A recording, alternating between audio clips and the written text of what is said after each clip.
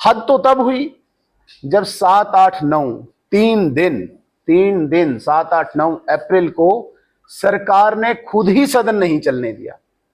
ये पहली बार जम्मू कश्मीर के इतिहास में, असेंबली के इतिहास में हुआ जब सरकार ने सदन चलने नहीं दिया।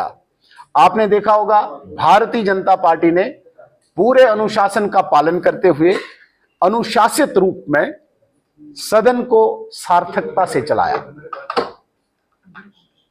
और एक रेलेवेंस जिस प्रकार से दिखाना होता है वो दिखाया। जहां जहां पे भी लोगों की समस्याओं की बात थी, भारतीय जनता पार्टी उनको उजागर करना चाहती थी, लेकिन लगातार सदन को भंग करके, सदन को न चलने देना, डिसरप्ट करके नेशनल कॉन्फ्रेंस ने यह स्पष्ट कर दिया कि वो लोगों के मुद्दों पे बात नहीं करना चाहती है। सरकार लोगों की अपेक्षाओं, लोगों की उम्मीदों को पूरा नहीं करना चाहती है। तो इस प्रकार की ये जो घटनाएं हमारे सामने आई, मैं उनका उल्लेख आपके सामने करना चाहूंगा। विशेषकर जो एक प्राइवेट मेंबर एक बिल लाया था, रेजोल्यूशन आया था, जिसमें स्टेटहुड पे चर्चा होनी थी, राज्य के दर्जे पे चर्चा होनी थी। भारतीय जनता पार्टी भी चाहती थी कि इस पे डिबेट हो, इस पे चर्चा हो और हम बताएं कि जो नेशनल कॉन्फ्रेंस, जो सरकार इस वक्त राज्य चाहती है, उसकी करतूत क्या रही है, जब उनके पास कोई परहेज नहीं है, लोगों को किस प्रकार से सताया गया है। आपने देखा होगा अनेकों ऐसे यहां पे मैसेकर्स हुए, अनेकों यहां पे टारगेट किलिंग्स हुई, तब हुई जब यहां पे नेशनल कॉन्फ्रेंस की सरकार थी। आज भारतीय जनता पार्टी की सरकार, केंद्र का गृह मंत्रालय जो कानून व्यवस्था जम्मू कश्मीर में देखता है, आज हम दावे के साथ कह सकते हैं कि जम्मू कश्मीर में शांति आ चुकी है।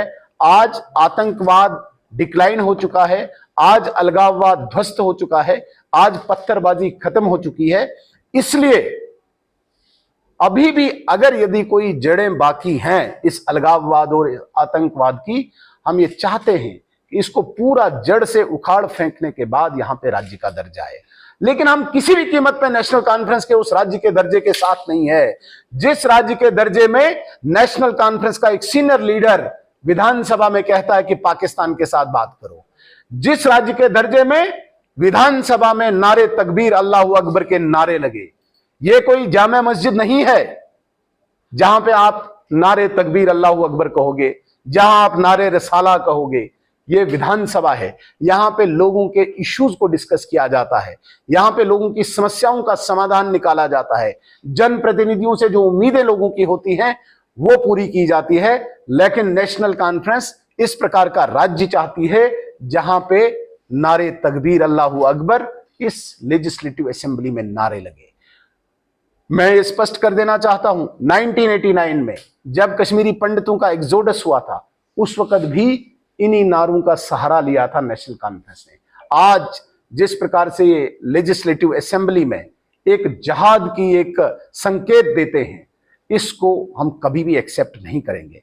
और जम्मू कश्मीर की राष्ट्रभक्त जनता कभी भी ऐसे राज्य के दर्जे को एक्सेप्ट नहीं करेगी जिस राज्य के दर्जे में असेंबली में नारे तकबीर अल्लाह अकबर हो, जिस राज्य के दर्जे में पाकिस्तान से बातचीत हो, जिस राज्य के दर्जे में रेडिकलाइजेशन हो।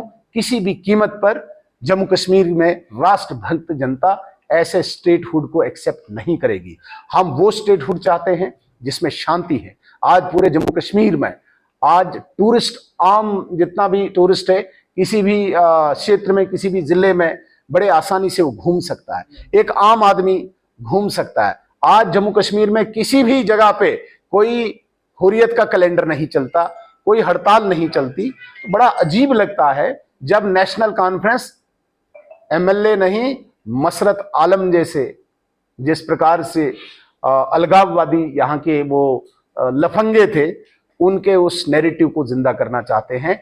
हम वो राज्य का दर्जा चाहते हैं जहां पे आम जम्मू कश्मीर का नागरिक सुरक्षित हो, जहां पे आम जम्मू कश्मीर का नागरिक शांतिमय जीवन जिए।